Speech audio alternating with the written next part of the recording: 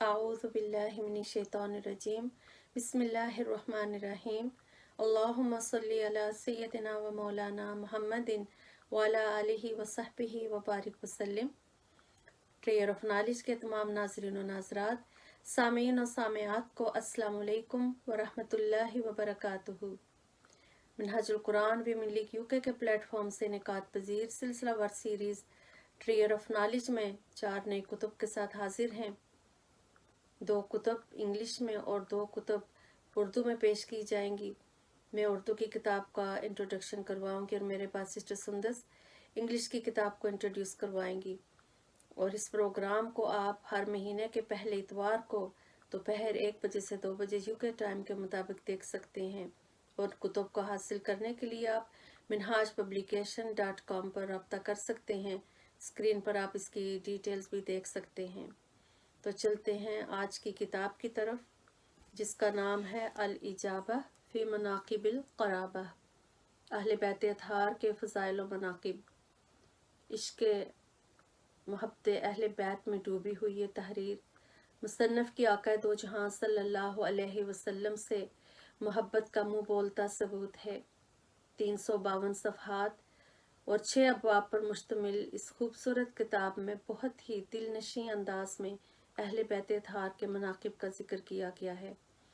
और इसका आगाज़ सूरह शूरा की इस आयत मुबारका से होता है।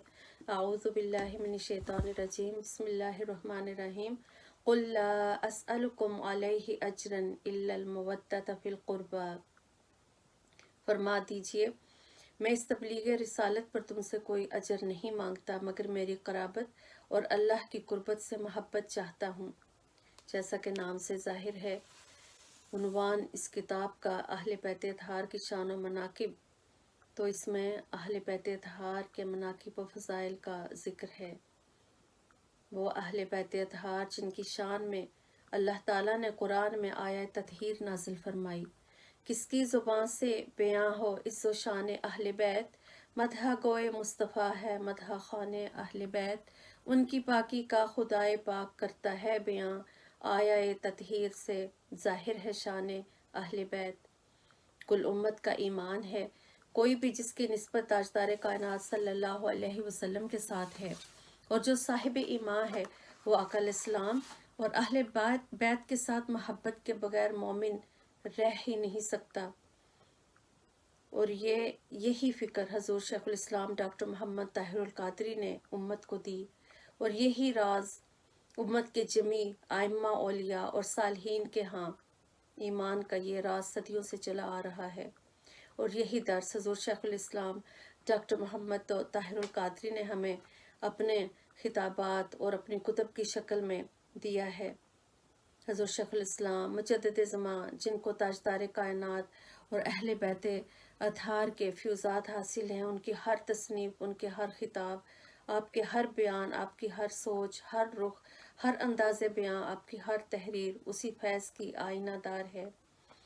इश्क़ मुस्तफ़ा और मोहब्बत अहले बैत का जज्बा आपने अता करके मुर्दा दिलों को ज़िंदा किया। आप आक़ा दो जहां सल्लल्लाहु अलैहि वसल्लम और अहले बैत से मोहब्बत का दर्स देते देते आपकी पूरी ज़िंदगी गुजरी, और आप फरमाते हैं, हज़ूर सल्लल्लाहु अलैहि वसल्लम के अहले बैत में हज़ूर का नज़ारा करना, हज़ूर के अहले बैत के ताल्लुक़ में हज़ूर का हया करना, हज़ूर की मोहब्बत, हज़ूर के अहले बैत की मोहब्बत और मवद्दत और इज़्ज़त और तकरीम के ज़रिए हज़ूर सल्लल्लाहु अलैहि वसल्लम को खुश करना, अहले बैत के आईने में हज़ूर सल्लल्लाहु अलैहि वसल्लम को देखना है। जब आका अलैहिस्सलाम की अहले बैत को देखो तो ईमान ये है कि उनके आईने में तुम्हें मुस्तफ़ा सल्लल्लाहु अलैहि वसल्लम का चेहरा नज़र आए। बस उनकी मोहब्बत और मवद्दत मुस्तफ़ा की मोहब्बत है, उनकी ताज़ीम नहीं, मुस्तफ़ा की ताज़ीम है। अहले बैत एक आईना है, उसमें चेहरा मुस्तफ़ा दिखाई देना चाहिए। यही अक़ीदा अहले सुन्नत है, यही अक़ीदा अहले सुन्नत वल जमात, और यही मसलक और मंशूर और तरीका मिनहाजुल कुरान का भी है, और पूरी दुनिया के लिए यही दावत मिनहाजुल कुरान भी है। अल्लाह ताला हमें दुनिया और आखिरत में आक़ा दो जहां सल्लल्लाहु अलैहि वसल्लम और अहले बैत अतहार की मोहब्बत पर जमा फरमाए। तो अब चलते हैं इस किताब की तरफ। चंद अहदीस, चंद अबवाब से जितना वक्त ने इजाज़त दी आपके सामने पेश करती हूँ। पहले बाब में तमाम जमी अहले बैत तहार के मनाकिब का जिक्र है। हज़रत ज़ैद बिन साबित रज़ियल्लाहु ताला अन्हु बयान करते हैं कि आका दो जहां सल्लल्लाहु अलैहि वसल्लम ने फरमाया, बेशक मैं तुम में दो नाइब छोड़कर जा रहा हूँ। एक अल्लाह ताला की किताब है जो आसमान और ज़मीन के दरमियान फैली हुई रस्सी की तरह है, और दूसरी मेरी इतरत यानी मेरे अहले बैत, और ये दोनों उस वक्त तक जुदा नहीं होंगे जब तक कि ये मेरे पास हौज़ कौसर पर ना पहुँच जाएं। एक और हदीस हज़रत अब्दुर्रहमान बिन अबी लैला रज़ियल्लाहु अन्हु अपने वालिद से रिवायत करते हैं कि हुज़ूर नबी अकरम सल्लल्लाहु अलैहि वसल्लम ने फरमाया, कोई बंदा उस वक्त तक मोमिन नहीं हो सकता जब तक मैं उसे उसके नज़दीक उसकी जान से भी महबूब तर ना हो जाऊं, और मेरे अहले बैत उसे उसके अहले खाना से महबूब तर ना हो जाएं, और मेरी औलाद उसे अपनी औलाद से बढ़कर महबूब ना हो जाए, और मेरी ज़ात उसे अपनी ज़ात से महबूब तर ना हो जाए। हज़रत अब्दुल्लाह बिन मसूद रज़ियल्लाहु ताला अन्हु रिवायत करते हैं कि हुज़ूर नबी अकरम सल्लल्लाहु अलैहि वसल्लम ने फरमाया, अहले बैत मुस्तफ़ा सल्लल्लाहु अलैहि वसल्लम की एक दिन की मोहब्बत पूरे साल की इबादत से बेहतर है, और जो इस मोहब्बत पर फौत हुआ तो वह जन्नत में दाखिल हुआ। इसी तरह हज़रत अली बिन हुसैन रज़ियल्लाहु ताला अन्हु बयान करते हैं कि हज़ूर सल्लल्लाहु अलैहि वसल्लम ने फरमाया, ए अली, बेशक अल्लाह ने तुझे और तेरी औलाद को और तेरे घर वालों को और तेरे मददगारों को और उनके चाहने वालों को बख्श दिया है, बस तुझे ये खुशखबरी मुबारक हो। हज़रत आयशा सिद्दीक़ा रज़ियल्लाहु ताला अन्हा बयान करती हैं कि हुज़ूर नबी अकरम सल्लल्लाहु अलैहि वसल्लम सुबह के वक्त एक ऊनी मुनक्किश चादर ओढ़े हुए बाहर तशरीफ़ लाए, तो आपके पास हज़रत हसन बिन अली आए तो आपने उन्हें अपनी चादर में दाखिल कर लिया। फिर हज़रत हुसैन आए तो आपने उन्हें भी चादर में दाखिल कर लिया। फिर सैयदा फातिमा रज़ियल्लाहु ताला अन्हा आई तो आपने उन्हें भी चादर में ले लिया। फिर हज़रत अली रज़ियल्लाहु ताला अन्हु आए तो आपने उन्हें भी चादर में ले ली, और फिर ये आयत मुबारक पढ़ी कि ऐ अहले बैत, अल्लाह ताला तो यही चाहता है कि तुमसे हर तरह की आलूदगी दूर कर दे और तुमको गुनाहों से खूब पाक साफ कर दे। हज़रत अबू सईद खुदरी रज़ियल्लाहु अन्हु फरमाते हैं कि ये आयत मुबारक इन्हीं पांच हस्तियों हज़ूर सल्लल्लाहु अलैहि वसल्लम, हज़रत अली, हज़रत फातिमा, हज़रत हसन और हज़रत हुसैन के बारे में नाजिल हुई। हज़रत साद बिन अबी वक़ास रज़ियल्लाहु ताला अन्हु बयान करते हैं कि जब आयत मुबाहला नाजिल हुई, आप फरमाएं, आओ हम बुलाएं अपने बेटे और तुम्हारे बेटे, तो हुज़ूर सल्लल्लाहु अलैहि वसल्लम ने हज़रत अली, हज़रत फातिमा, हज़रत हसन और हज़रत हुसैन अलैहिस्सलाम को बुलाया और फरमाया, या अल्लाह, ये मेरे अहले बैत हैं। दूसरे बाब में सईदा हज़रत फातिमा सलामुल्लाह अलैहा के मनाकिब का बयान है। हज़रत मिस्वर बिन मखरमा से रिवायत है कि हुज़ूर नबी अकरम सल्लल्लाहु अलैहि वसल्लम ने फरमाया, फातिमा मेरे जिस्म का टुकड़ा है, बस जिसने उसे नाराज़ किया उसने मुझे नाराज़ किया। हज़रत अली रज़ियल्लाहु अन्हु फरमाते हैं कि हुज़ूर नबी अकरम सल्लल्लाहु अलैहि वसल्लम ने फरमाया, मैं, अली, फातिमा, हसन और हुसैन और हमसे मोहब्बत करने वाले सब रोज़े क़यामत एक ही जगह इकट्ठे होंगे, और क़यामत के दिन हमारा खाना पीना भी इकट्ठा होगा, यहाँ तक कि लोगों में फैसले कर दिए जाएंगे। इसी तरह हज़रत अली रज़ियल्लाहु अन्हु रिवायत करते हैं कि हुज़ूर सल्लल्लाहु अलैहि वसल्लम ने फरमाया, मेरी बेटी सईदा फातिमा क़यामत के दिन इस तरह उठेगी कि उस पर इज़्ज़त का जोड़ा होगा जिसे आबे हयात से धोया गया होगा, और सारी मखलूक उसे देखकर दंग रह जाएगी। फिर उसे जन्नत का लिबास पहनाया जाएगा जिसका हर हुल्ला 1000 हुल्लों पर मुश्तमिल होगा, और उस पर सब्ज़ खत से लिखा होगा, मोहम्मद की बेटी को अहसन सूरत, अकमल है, तमाम तर करामत और बेपनाह इज़्ज़त व एहतराम के साथ जन्नत में ले जाओ। बस आपको दुल्हन की तरह सजाकर 70,000 हूरों के चुरमट में जन्नत की तरफ ले जाया जाएगा। एक और हदीस में हज़रत अबू अय्यूब अंसारी रज़ियल्लाहु अन्हु रिवायत करते हैं कि रोज़े क़यामत अर्श की गहराइयों से एक निदा देने वाला आवाज़ देगा, ए महशर वालों, अपने सरों को झुका लो, अपनी निगाहें नीची कर लो, ताकि फातिमा बिनते मोहम्मद सल्लल्लाहु अलैहि वसल्लम पुले सरात से गुजर जाएं। बस आप गुजर जाएंगी और आपके साथ हूरे आयन में से चमकती बिजलियों की तरह 70,000 खादमाएं होंगी। फिर तीसरे बाब में हज़रत अली रज़ी अल्लाह अन्हो के मनाकिब का बयान है। खुद आप फरमाते हैं कि हुज़ूर नबी अकरम सल्लल्लाहु अलैहि वसल्लम ने गदीर खुम के दिन फरमाया, जिसका मैं मौला हूँ उसका अली मौला है। हज़रत सुलेमान फ़ारसी रज़ियल्लाहु अन्हु रावी हैं कि हुज़ूर सल्लल्लाहु अलैहि वसल्लम ने हज़रत अली से फरमाया, तुझसे मोहब्बत करने वाला मुझसे मोहब्बत करने वाला है और तुझसे बुग़्ज़ रखने वाला मुझसे बुग़्ज़ रखने वाला है। हज़रत अली रज़ियल्लाहु अन्हु से रिवायत है कि हुज़ूर सल्लल्लाहु अलैहि वसल्लम ने फरमाया, मैं हिकमत का घर हूँ और अली उसका दरवाज़ा है। हज़रत अब्दुल्ला बिन अब्बास बयान करते हैं कि आका इस्लाम ने फरमाया, मैं इल्म का शहर हूँ और अली उसका दरवाज़ा है, लिहाजा जो शहर में दाखिल होना चाहे उसे चाहिए कि वो इस दरवाज़े से आए। हज़रत अली रज़ियल्लाहु अन्हु फरमाते हैं कि मैं कुरान की हर आयत के बारे में जानता हूँ कि वो किसके बारे में और किस जगह नाजिल हुई। बेशक मेरे रब ने मुझे बहुत ज़्यादा समझ वाला दिल और फसीह ज़ुबान अता फरमाई है। चौथे बाब में मनाकिब हसनैन करीमैन बयान हुए हैं। हुज़ूर सल्लल्लाहु अलैहि वसल्लम ने आपके नाम रखे और उनके कानों में इज़ान दी और उनका अकीका किया। हज़रत उमर बिन ख़त्ताब रज़ियल्लाहु अन्हु फरमाते हैं कि मैंने हुज़ूर नबी अकरम सल्लल्लाहु अलैहि वसल्लम को फरमाते हुए सुना, हर औरत के बेटों की निस्बत उनके बाप की तरफ होती है, माँ सिवाय फ़ातिमा की औलाद के, कि मैं ही उनका नसब हूँ और मैं ही उनका बाप हूँ। हज़रत अली बिन तालिब रज़ियल्लाहु अन्हु बयान करते हैं कि हुज़ूर सल्लल्लाहु अलैहि वसल्लम ने हसन और हुसैन अलैहिस्सलाम का हाथ पकड़ा और फरमाया, जिसने मुझसे मोहब्बत की और इन दोनों से मोहब्बत की और इनके वालिद से और इनकी वालदा से मोहब्बत की, क़यामत के दिन वो मेरे साथ मेरे ही ठिकाने पर होगा। हज़रत अबू सईद खुदरी रिवायत करते हैं कि आका करीम सल्लल्लाहु अलैहि वसल्लम ने फरमाया, हसन और हुसैन जन्नती जवानों के सरदार हैं। पांचवें बाब में उम्महातुल मोमिनीन रज़ियल्लाहु अन्हुन्ना के मनाकिब का बयान है। हज़रत इस्माइल रज़ियल्लाहु अन्हु से मरवी है कि हज़रत अब्दुल्ला बिन अबी औफा से पूछा गया कि क्या आका सलाम ने हज़रत खदीजा रज़ियल्लाहु ताला अन्हा को बिशारत दी थी, तो आपने फरमाया, हाँ, आप सल्लल्लाहु अलैहि वसल्लम ने उन्हें जन्नत में ऐसे महल की बिशारत दी थी जो मोतियों से बना होगा, उसमें ना शोर व गुल होगा और ना कोई तकलीफ होगी।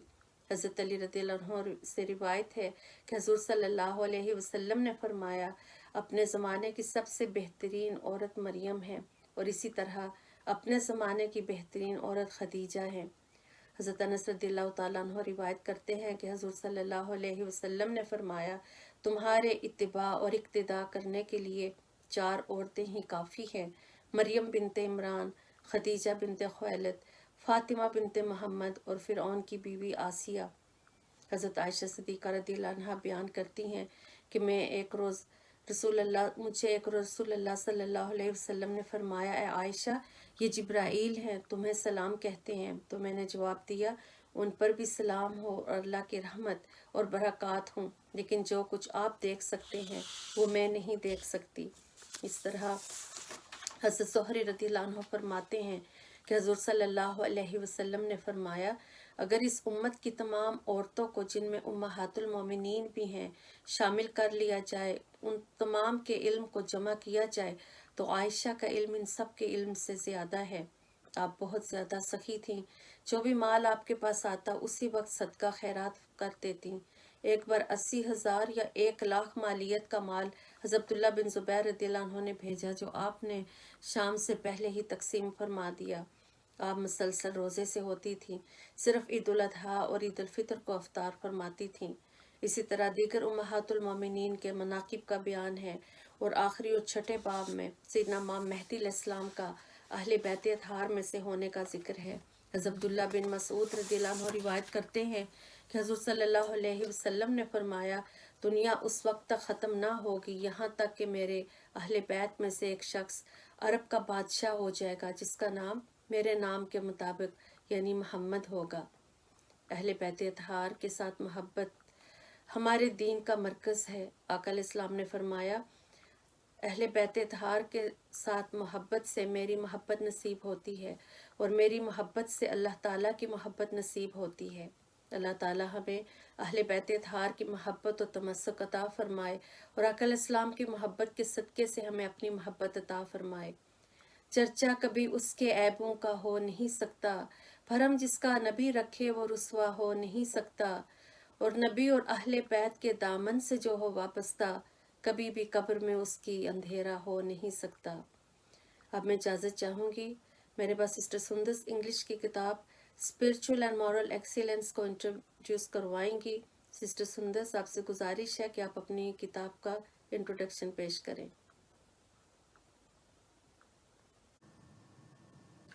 Bismillahirrahmanirrahim. Assalamu alaikum wa rahmatullahi wa barakatuh. Today I will be discussing spiritual and moral excellence. It's compiled from the work of Shaykh al-Islam Dr. Muhammad Tahir al-Qadri. It's part of the Islamic teaching series. It is not laid out in chapter form, but as questions, and I believe all his teaching series are. Each question is then answered in the light of Quran and Hadith. The references used are then mentioned at the bottom of each page. There are 107 pages and 101 questions. The first question starts off with the linguistic meaning of ihsan. It mentions, it is as if ihsan is such a practice in which excellence and beauty exist inwardly and outwardly, in such a way that nothing displeasing can be associated with it. Thus, to perform one's action to the very best is known as ihsan, and in the Quran, this is known as tazkiyah, and to acquire this as a methodology and science, it is known as tasawwuf and suluk. It mentions that there are three grades of religion: Islam, Iman, and ihsan. They correspond to one's actions, beliefs, and spiritual excellence. It then carries on to mention what is ihsan in Quranic terms. It says, and with regards to deen, who can be better than he who then submits himself entirely to Allah while he also observes spiritual excellence. Ihsan, spiritual excellence, is not just about your actions and your deeds. It's also about completely submitting yourself to Allah subhanahu wa ta'ala. And then further explains how our Prophet Muhammad sallallahu alayhi wa alihi wasallam practiced ihsan, or spiritual excellence, in his life. The personality of the Holy Prophet Muhammad sallallahu alayhi wa sallam was multidimensional and inclusive of all noble traits. It mentions that our Prophet was indeed the most perfect creation of humankind. His heart and soul were so pure, hence he did not need to go on spiritual path. However, he did set examples and some rules through Sunnah that one should follow if they to achieve spiritual excellence. There are many examples of spiritual excellence in Islamic history. It then moves on to explain how our successors who followed practiced spiritual excellence, or ihsan. It mentions that Imam Zayn al-Abidin, a distinguished successor, said, some people worship Allah due to fear of hell. This is the worship of the slaves. Others worship Allah for paradise. This is the worship of the traders. And there are some who worship Allah only to be grateful to Him. This is the worship of the free. One person asked Malik bin Dinar, in which thing does destruction lie? He said, in dead hearts. He was then asked, what is a dead heart? He answered, temptation of the world. In today's world, we are very distracted with the worldly possessions. Imagine giving it all up just to please Allah subhanahu wa ta'ala and to show gratitude. The book then goes into detail that how to attain spiritual excellence, and in order to do that, one should also follow the Sharia. You cannot go on a journey of ihsan without fulfilling Allah's commandments. Sharia are the commandments Allah has ordained for us to follow. You cannot go on the path to spiritual excellence without fulfilling those requirements of our deen and following the Quran and Sunnah. Not only do you have to show benevolence to your Creator, Allah subhanahu wa ta'ala, one has to show benevolence to his creations. Tasawwuf is then described as the means by which you attain spiritual excellence. Tasawwuf is a tantamount to good intentions, manners, and deeds, and to possess inner beauty. It is the difficult journey to ihsan and completely submit one's self to Allah. It is not only the actions that count, it's also the intentions. Intentions are the most important part of this journey. The book then stresses over how important your intentions are. You cannot do a good deed without having pure intentions at heart. Those deeds would not have good outcome. And then it carries on to describe the 5 fundamental requirements of ihsan and tasawwuf. First one being seeking knowledge. It is always stressed in Islam to seek the knowledge of the dunya, but also the Sharia. It's really important that we are aware of the Sharia laws and practice it in our daily lives. It mentions that one should seek knowledge that is beneficial and not the knowledge which helps to gain worldly possessions and other benefits, but does not help him to purify his inner self or bring one closer to Allah subhanahu wa ta'ala. Second fundamental requirement of ihsan and tasawwuf is the initiation under a true sheikh and a spiritual guide. It brings to light the excellence of taking allegiance and oath with the sheikh and supports that with Quran and Hadith. This book also describes the issues revolving around allegiance and oath in today's world. It mentions that there are 11 strict requirements for someone to become a sheikh or someone to become your spiritual guide. If one does not fulfill all those 11 requirements, one is not fit to be spiritual guide. To follow the spiritual path, one must follow the Sharia and should avoid bad company, which may have a negative impact on your personality. It mentions in answer to question 51, who are the heedless scholars? They are the ones whose object of desire is the world. Instead of practicing the Sharia, they have adopted concocted practices. They have taken up the path of serving their rulers and satisfying the oppressors. Arrogance, envy, malevolence, antagonism, and love of temporal gains are among the distinct features of their characters. They are so engaged in their self-objection that they show a pretense of knowledge over piety. They are the heedless scholars who tarnish the true image of religion through evil traits. They drive people away from the deen by having assumed the role of being its sole interpreter as if they are the leaseholders. Safeguarding oneself from the company of such scholars is important in order to protect one's beliefs. May Allah protect us from such company of such heedless scholars. This does bring us back to the first requirement of seeking knowledge. If we seek beneficial knowledge and if we have attained enough knowledge of the Sharia and the Deen, then we would be able to recognize and avoid the company of such people. To follow the path of spiritual excellence, one must also have moral excellence. These etiquettes are then described and defined in the book.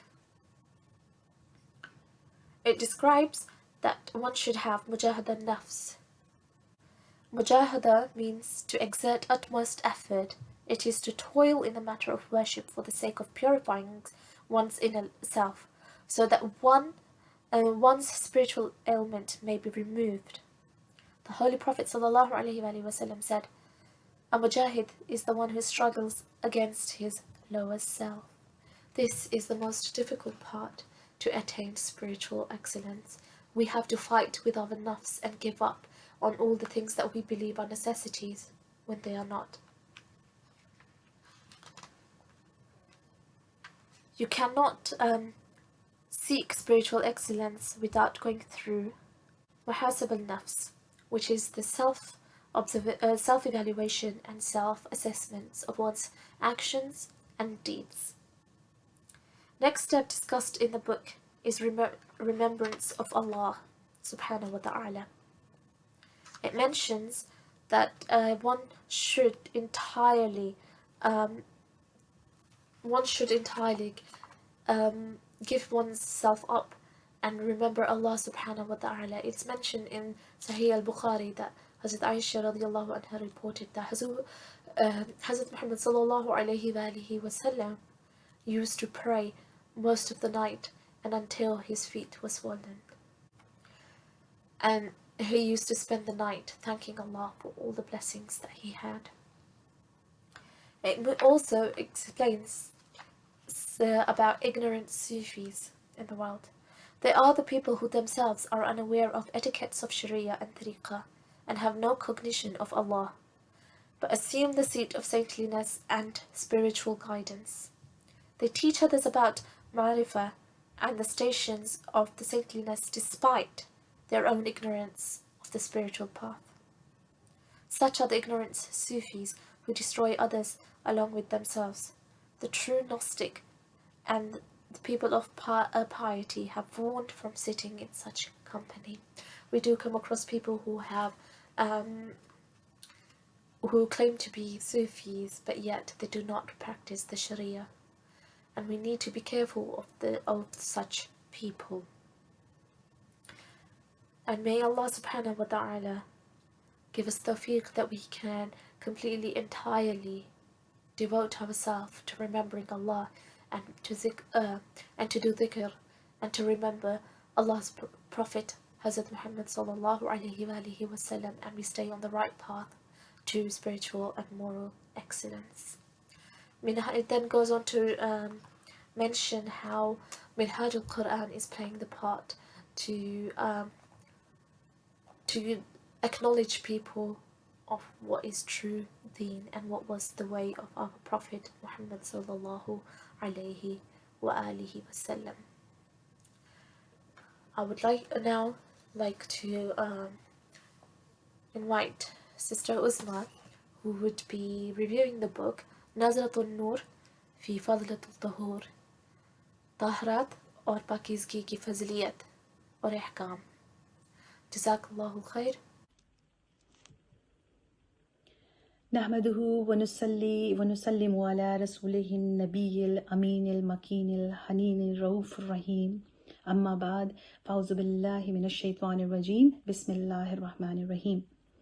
Rabbi इश्रह ली सदरी व यस्सिर ली अमरी वहलुल उक़दतम मिन लिसानी यफ़क़हू क़ौली. बिस्मिल्लाहिर्रहमानिर्रहीम. अज़ीज़ सामीन और सामियात, नाज़रीन और नाज़रात को अस्सलामु अलैकुम व रहमतुल्लाहि व बरकातुहू. Minhajul Quran women league UK के प्लेटफॉर्म से तैयार करदा प्रोग्राम ट्रेजर ऑफ नॉलेज में आपकी खिदमत में हाजिर हूँ. जैसा कि आप जानते हैं कि ट्रेजर ऑफ नॉलेज जो है वो तश्कील दिया गया है तमाम मिनहाजुल कुरान की कुतुब को इंग्लिश और उर्दू ज़बान में ट्रांसलेशन करके कि उसके रिव्यू और आपको उससे हम तारुफ़ करा सकें. इसके साथ ही आपके साथ चंद अशार जो है वो शेयर करना पसंद करूँगी.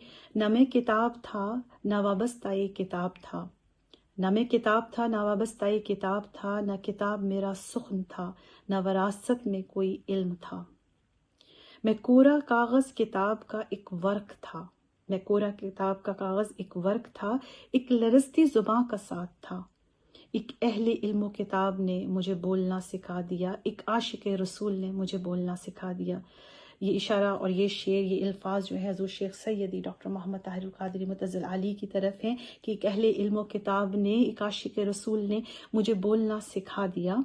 میں اسی کی شمع کتاب کو سر محفل لے کر آ گیا. تو جی یہ کتاب ہے جس کا نام بہت خوبصورت ہے، ندرۃ النور فی فضل طہور. ندرۃ النور فی فضل طہور، طہارت اور پاکیزگی کی فضیلت اور احکام احادیث نبی صلی اللہ علیہ وآلہ وسلم کی روشنی میں.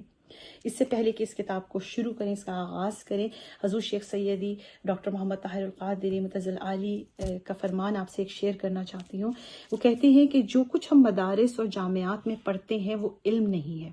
ان کا ایک پروگرام تھا، اس میں ریکارڈنگ تھی، اور اس میں سے میں نے یہ جو ان کا بیان تھا وہ بہت غور سے سنا اور اس کو سمجھنے کی کوشش کی کہ جو کچھ ہم مدارس اور جامعات میں پڑھتے ہیں وہ علم نہیں ہوتا، اور ہم اس کے بعد فراغت حاصل کر لیتے ہیں، وہ علم نہیں ہوتا. وہ علم حاصل کرنے کا ایک سلیقہ ہوتا ہے. اصول علم کا سلیقہ سکھایا جاتا ہے کہ ہمیں اس علم کو کیسے یوٹیلائز کرنا ہے. اصول علم کا طریقہ سکھایا جاتا ہے. دراصل علم کو حاصل کرنے کا سلیقہ اور طریقہ بتایا جاتا ہے. تو اس سلسلے میں انہوں نے یہ بھی کہا کہ جو علم حاصل کرنے کا یہ طریقہ اور سلیقہ سکھایا جاتا ہے یہ فارغ التحصیل نہیں ہوتا. جیسے کہ ہم لوگ ایک دستور کوئی تھیسس کر رہے ہیں یا یونیورسٹی اور جامعات سے کوئی کورس کرتے ہیں اور پوری تعلیم کا 16 سال کا عرصہ، 8 سال کا عرصہ جو پورا ہوتا ہے، وہ جو عرصہ پورا کیا جاتا ہے وہ فارغ التحصیل ہو جاتے ہیں، اس کے بعد سند وغیرہ دی جاتی ہے. تو یہ جو ہے علم جو ہے اس سے تو فارغ التحصیل نہیں ہوا جاتا. آپ فرماتے ہیں، آپ کہتے ہیں کہ وہ علم کا جو یہ دورانیہ ہے وہ تو نان سٹاپ ہے، کنٹینیوس ہے، یہ تو چلتا ہی جاتا ہے کہ علم حاصل کرنے کا تو کوئی حد ہی نہیں ہے. تو جی ہم ٹاپک کی طرف آتے ہیں، اپنی کتاب کی طرف آتے ہیں، ندرۃ النور فی فضل طہور. یہ بہت خوبصورت کتاب جو ہے یہ ایک اپنے معنی لیے ہوئے، اپنی خوبصورتی لیے ہوئے ہے.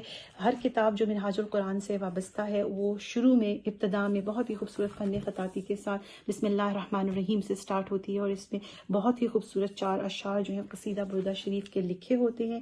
آپ کے سامنے پڑھنے کی جسارت حاصل کروں گی. مولا یصلی وسلم دائما ابدا علی حبیبی خیر الخلق کلہم محمد سید الکونین والثقلین والفریقین من عرب ومن عجم.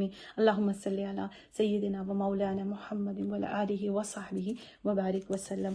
یہ خوبصورت کتاب جو ہے وہ 21 ابواب پر مشتمل ہے اور اس کے 282 صفحات ہیں. 21 ابواب پر مشتمل ہے اور اس کے 282 صفحات ہیں. ہر باب جو ہے وہ اردو اور عربی کے ترجمے کے ساتھ، عربی میں اور اس کے اردو ترجمے کے ساتھ تشکیل دیا گیا ہے.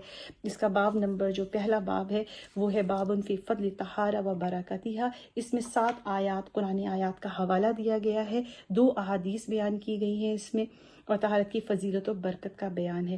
نمبر 2 باب جو ہے، دوسرا باب جو ہے باب فی طہارت النفس القلب، طہارت نفس و قلب کا بیان ہے. جی بالکل جیسا کہ اس کے موضوع سے ظاہر ہے کہ بعض اوقات جب طہارت کا ورڈ طاہر اور طہور سے جو یہ لفظ نکلا ہے اس سے یہ سامنے آتی ہے بات کہ شاید یہ غسل اور وضو سے تعلق کرتی ہے یہ کتاب، لیکن ایسا نہیں ہے. قرآن پاک کے حوالے سے اور تمام حدیث کی روح سے نفس کی طہارت، قلب کی طہارت، عمل اور نیت کی طہارت بھی بہت ضروری ہے. یہی وجہ ہے کہ اس میں 16 آیات شامل کی گئی ہیں اور 8 احادیث شامل کی گئی ہیں کہ نیت اور عمل کی طہارت ہے کیا، نفس اور قلب کی طہارت کیا ہے، دلوں کا پاک ہونا، نفس کا پاک ہونا اور نیت اور عمل کا پاک ہونا بھی کتنا ضروری ہے.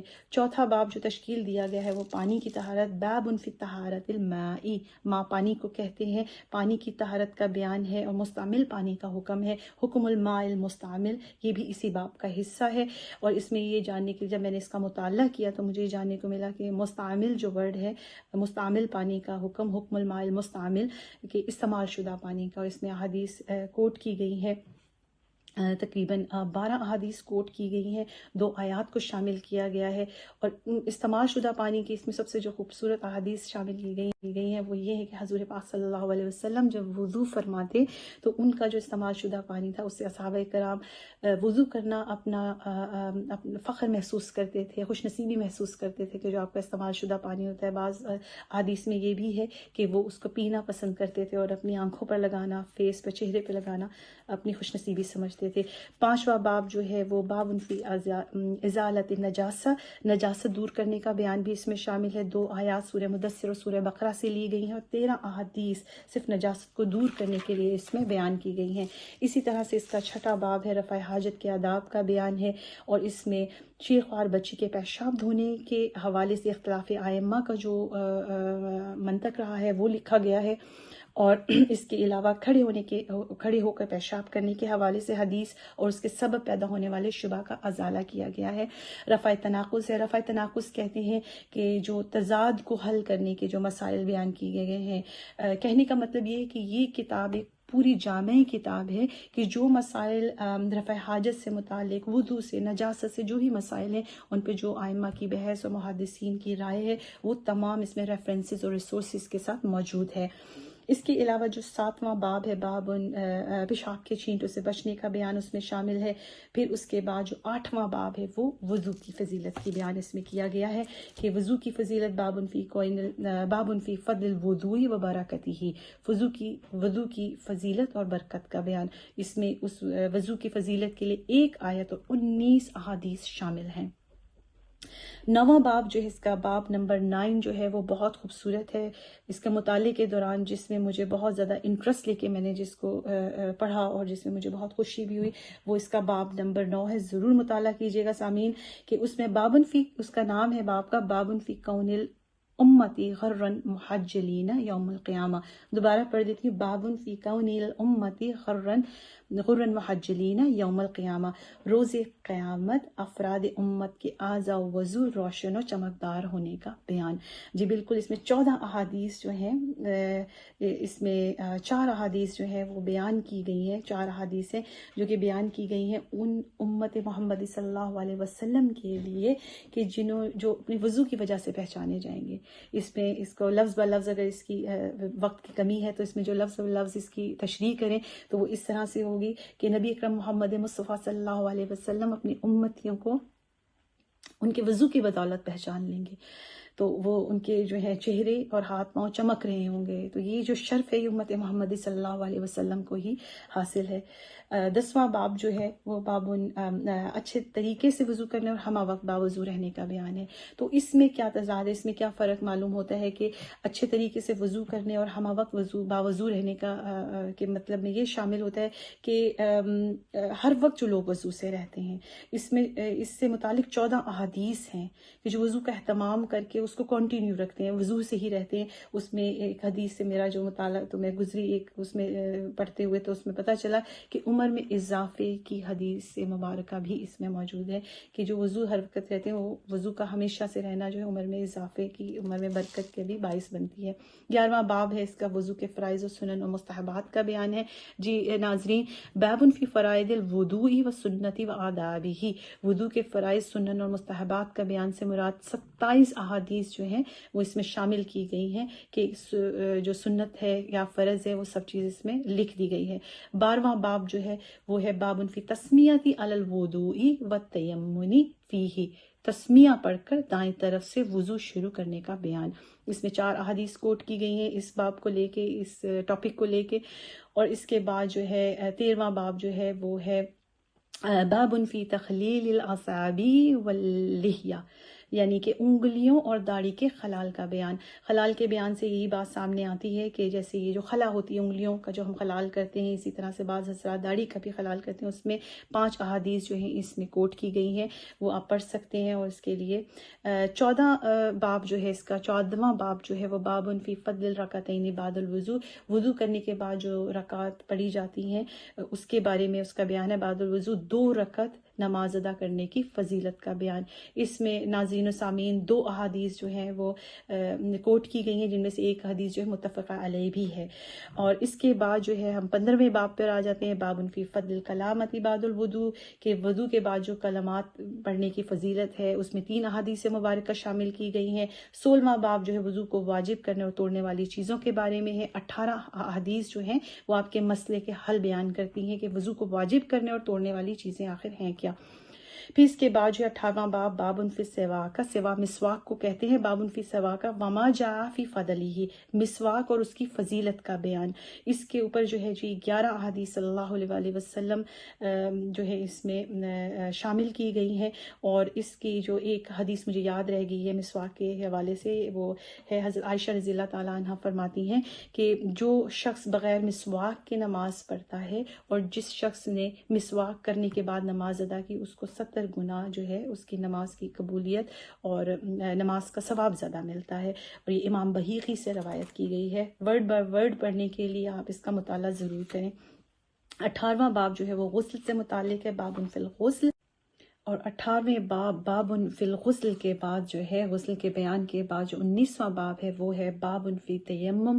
نماز کسی بھی صورت معاف نہیں ہے. بعض اوقات جہاں پر وضو کی سہولت موجود نہ ہو تو نماز کو چھوڑ دیا جاتا ہے. تو ناظرین و سامعین، نماز کی معافی نہیں ہے، اس کے لیے تیمم کا بندوبست کیا جائے. باب فی تیمم جو ہے وہ اسی کو تمام اس کا بیان اس میں موجود ہے. تیمم کا کیا بیان ہے اس میں؟ سورہ نساء کی آیت نمبر 43 43ویں آیت اور سورہ مائدہ کی آیت نمبر 4 کو جو ہے وہ کوٹ کیا گیا ہے. اور اس میں تیمم سے متعلق جو ہے 5 احادیث قدسی صلی اللہ علیہ وسلم موجود ہیں. باب نمبر 20 جو ہے 20ویں باب میں باب فی المسح علی الخفین.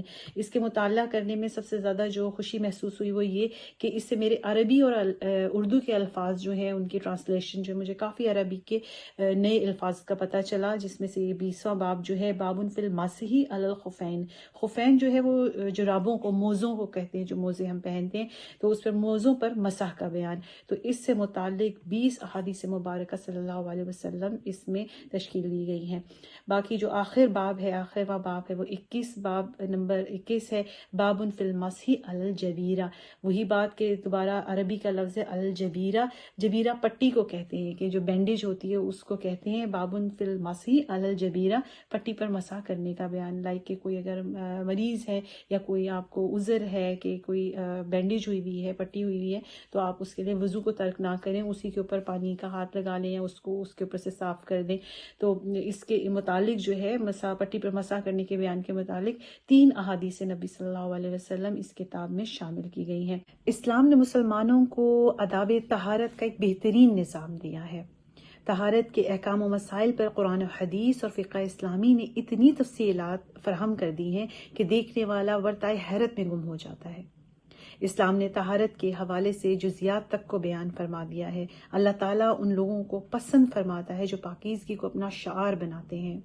اللہ تعالیٰ نے ان بندوں کی اس خوبی کا ذکر کرتے ہوئے سورہ بقرہ کی آیت نمبر 222 میں فرمایا ہے ان اللہ یحب التوابین و یحب المتطہرین.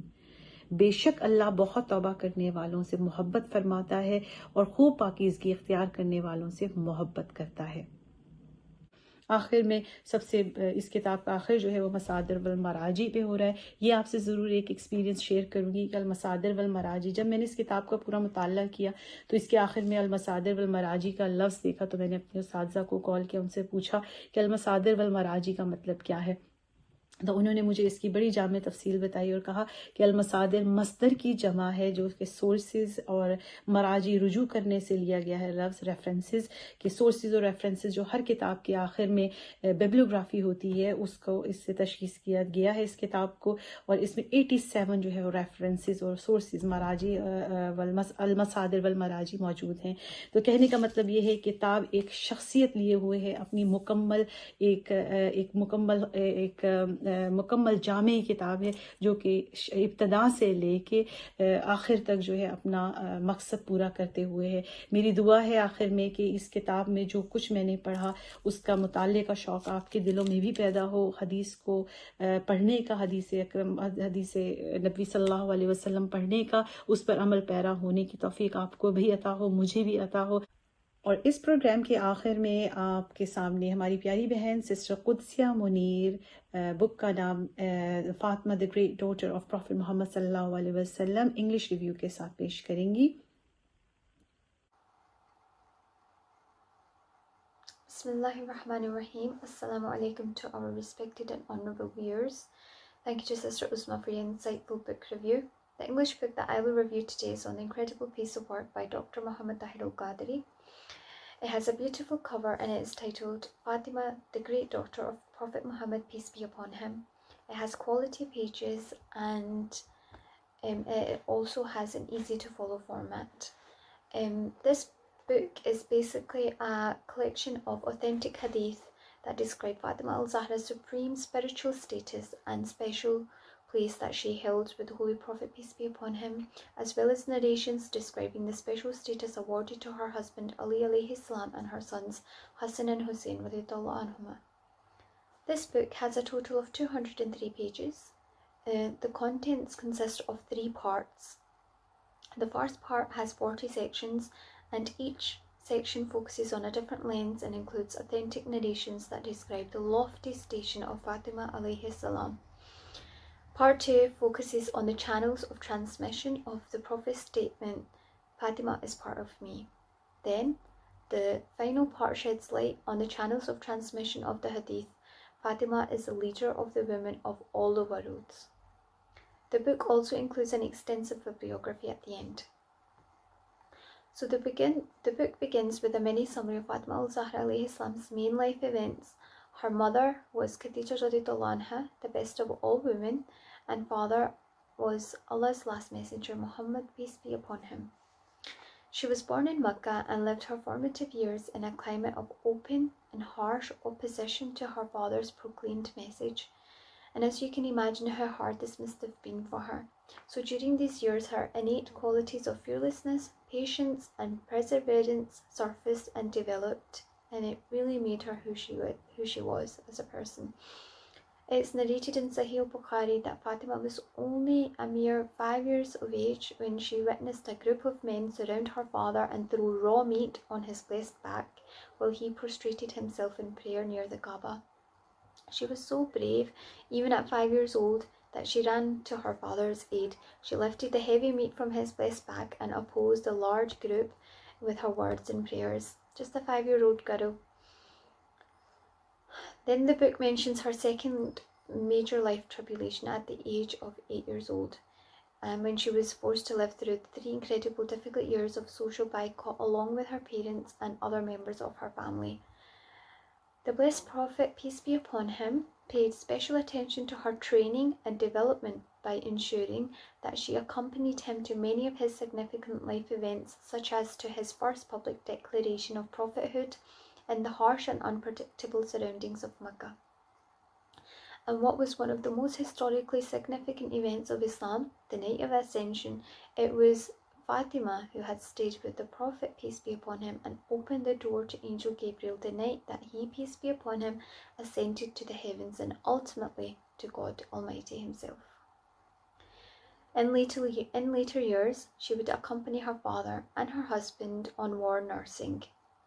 And privately, the leader of all the women in the world, she actually lived her marital days in poverty.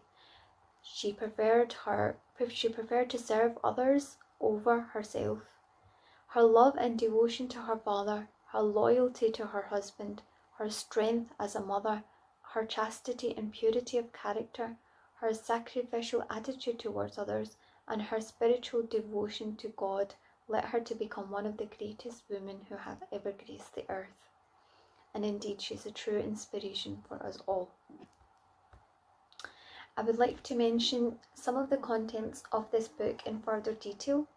I'll be going through some of the sections that I mentioned at the start and read out certain highlighted points. I'd love to just read the whole book to you, but I'm just going to pick and choose what I thought was significant. So, on page 11, Dr. Muhammad Tahir Qadri highlights that the family of Fatima alayhi salam is the Ahlul Bayt, household of the Holy Prophet, peace be upon him.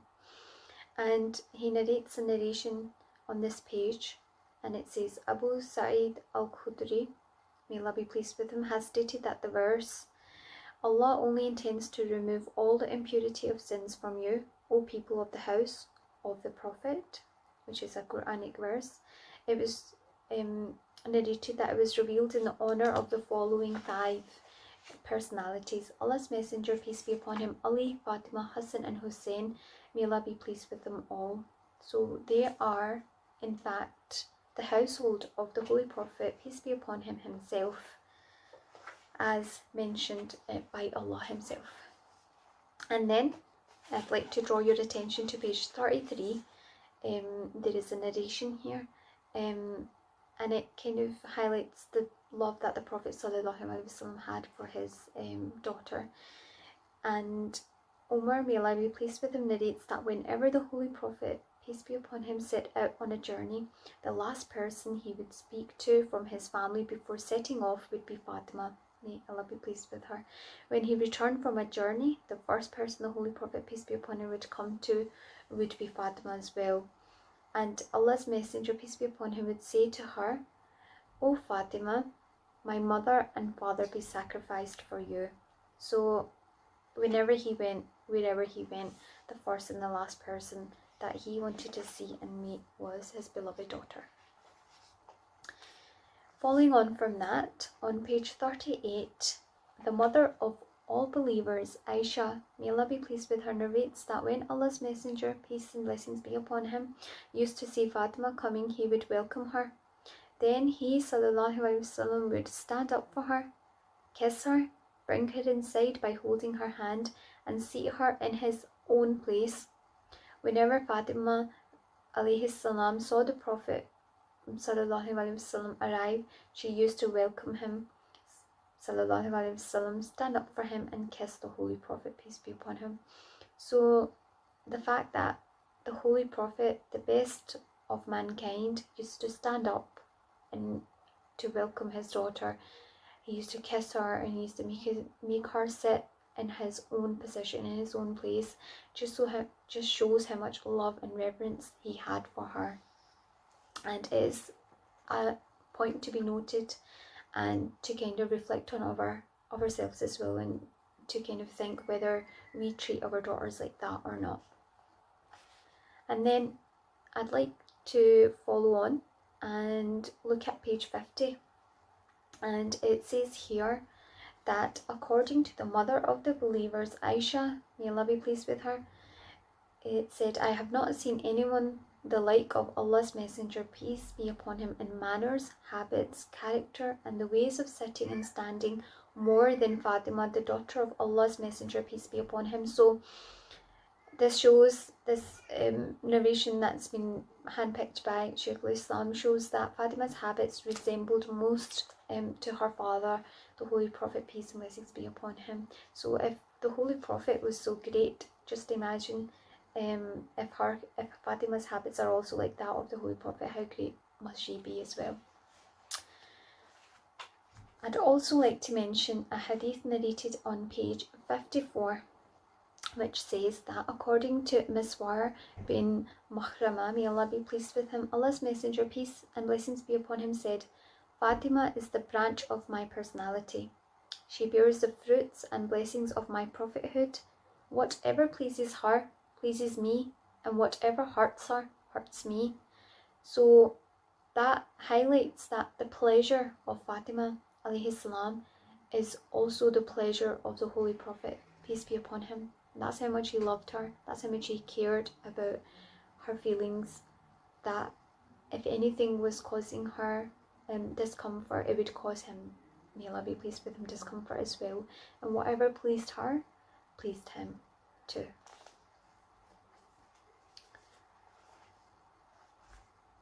And then on page 70, there is a long hadith that I would like to share with you.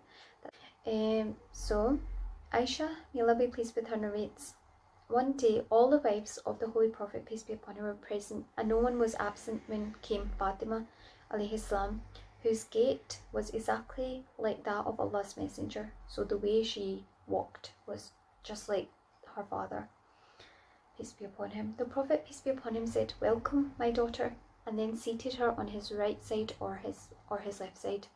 Then he quietly confided something to her, for which Fatima started crying. The Holy Prophet, peace be upon him, again whispered something in her ear, which she started laughing. I asked her, "What made you cry?" She said, "I shall not disclose the secret of the Messenger of Allah subhanahu wa ta'ala." I said, "I have not seen happiness so close to sadness as viewed today." Then I said to her when she cried, "The Messenger of Allah has shared something exclusively with you, yet you are crying." I asked Fatima, "What did the Holy Prophet, peace be upon him, say?" She replied, I cannot disclose the secret of the Messenger of Allah, peace be upon him. When the Holy Prophet, peace be upon him, passed away, I asked her again, and she said, the Holy Prophet, peace be upon him, whispered to me that every year Jibreel recited the Quran with him once, but this year he has recited it with him twice. She said that the Holy Prophet, peace be upon him, said, I am sure that the time of my passing away is near, and indeed you are the first of my family who will meet me, and I am your best forerunner. To this I cried. Then the Holy Prophet, peace be upon him, whispered to me, are you not happy with the fact that you are the leader of all the Muslim women, or the leader of the women of this Ummah community? On this I laughed. So this hadith itself highlights a number of things. The fact that Fatima alayhi salam was the beholder of the secret of Allah's Messenger, peace be upon him, and that the Prophet ﷺ would obviously share his secrets with his daughter.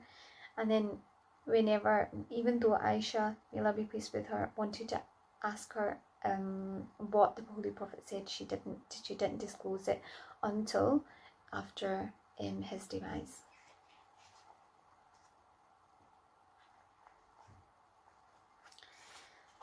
Following on from that, I want to share the beauty of the union of Fatima alayhi salam to Ali, may Allah be pleased with him, and how this union was indeed special because they are both two special personalities, and the whole details of their union and marriage are detailed in this book, and it just reading them highlights that Fatima alayhi salam and Ali, may Allah be pleased with him, had a high status in the eyes of Allah. So on page 79 it states that the Messenger of Allah said, Allah subhanahu wa ta'ala has ordered me to marry Fatima, may Allah be pleased with her, to Ali, may Allah be pleased with him. So it was the fact them both marrying each other was actually a divine commandment of Allah, and Allah wanted this to happen. So it didn't come from anywhere, it was from Allah himself, which is amazing. Just again, it just shows you, I'm just repeating myself, but again it shows you the special status that they both had in the eyes of Allah as well. So on page 81 and section 25 of the book, there's a little narration about Fatima, may Allah be pleased with her's marriage ceremony in the upper heavens. So before it happened on earth, the marriage ceremony took place in the heavens, in the upper heavens, subhanallah. So Anas bin Malik, may Allah be pleased with him, narrates that when the Messenger of Allah was in the mosque, he said to Ali, may Allah be pleased with him, this is Jibreel, who is telling me that Allah subhanahu wa ta'ala has performed your marriage to Fatima alayhi salam in the presence of 40,000 angels. So the marriage ceremony in upper heavens took place in the presence of 40,000 angels. Isn't that amazing? As witnesses to the ceremony, he ordained the tree of Tuba blessings to rain pearls and rubies on them. The tree showered them with pearls and rubies, so the angels were sat there with pearls and rubies being showering upon them. Then women with beautiful eyes collected the pearls and rubies in trays, which the angels presented, in the ceremony will present to each other as gifts all the way up till the day of resurrection. So they're going to be gifting these pearls and rubies all the way until the day of resurrection. That's how special this union is. Subhanallah.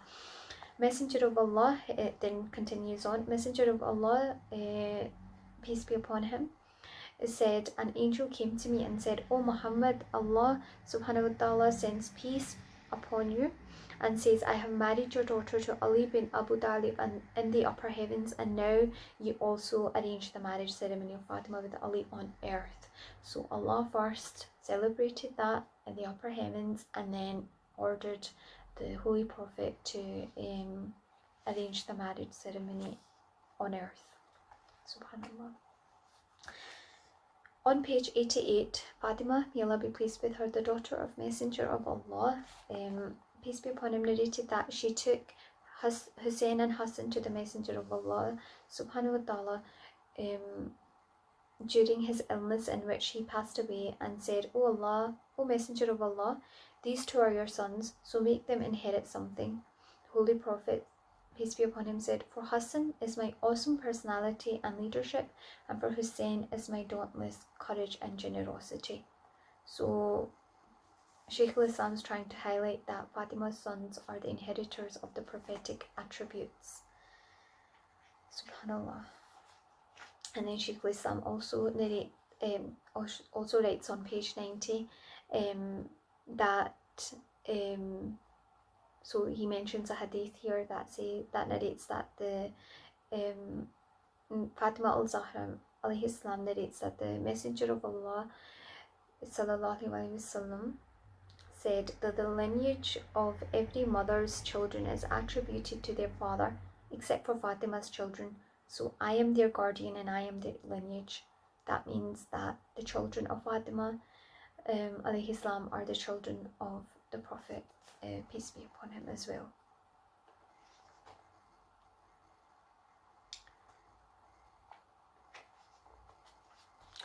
On page 97, Shaykh al-Islam then, I've skipped quite a lot out, but I'm just trying to highlight, like I said before, just the kind of main narrations in here. On page 97, Shaykh al-Islam mentions that according to Ali, may Allah be pleased with him, he said, I heard the Holy Prophet ﷺ say, on the day of resurrection, a herald will announce from behind a veil, O people of the great assembly, lower your gazes until Fatima, the daughter of Muhammad, peace and blessings be upon him, passes. So this means that on the day of judgment, everyone will be lowering their gaze on the arrival of Fatima alayhi salam. So that's kind of, you know, it's a mark of respect and honour, and just kind of highlights the lofty station that Fatima alayhi salam has in Islam. Then on page 101, a little hadith is narrated here that says, according to Ali, may Allah be pleased with him, the messenger of Allah said, on the day of resurrection, my daughter will be raised clad in the garb of honour, washed in the water of eternity.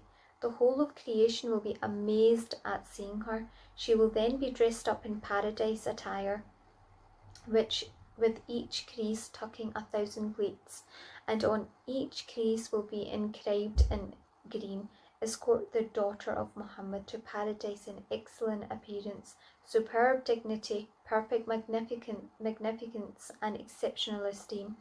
Enhanced and beautified, she will be conducted to paradise like a bride, surrounded by clusters of 70,000 hurs, who are the beautiful women of paradise. So Fatima will cross the bridge surrounded by 70,000 hurs of, and isn't that amazing? We can't even comprehend. We don't have enough intellect to even comprehend, but that's amazing. And also on page 102, on the day of judgment, it's saying here that Fatima alayhi salam will sit in the carriage of the Holy Prophet, and then it mentions lots of hadith to back this up. Moving swiftly on page 105, Shaykh al-Islam then writes that how Fatima alayhi salam and her children will be the first to enter paradise with the Holy Prophet, peace and blessings be upon him. And then this is all obviously backed up by a hadith, and the evidence that Shaykh al-Islam writes is, Ali, may Allah be pleased with him, narrates, the Messenger of Allah subhanahu wa ta'ala told me, the first people entering paradise will be myself, so Holy Prophet first, Ali, Fatima, Hassan and Hussein. I asked, O Messenger of Allah, what about those who love us? And then the Messenger of Allah replied, they will be behind you. So that goes to show that the Ahlul Bayt will be the first ones to enter paradise with the Holy Prophet, peace be upon him, and those that love them, they won't be that far behind. So we should try our very best, utmost best, to have deep love in our hearts for the Ahlul Bayt. And then on page 107, Shaykh al-Islam draws the attention that on the Day of Judgment, Fatima's residence will be with the Holy Prophet, peace be upon him, in the White Dome under the throne of Allah. And then this is obviously again backed up by narrations as well. So nothing that's said in this book isn't backed up by narrations, and it's not just one narration, it's not just one type of evidence, it's lots of narrations for each claim.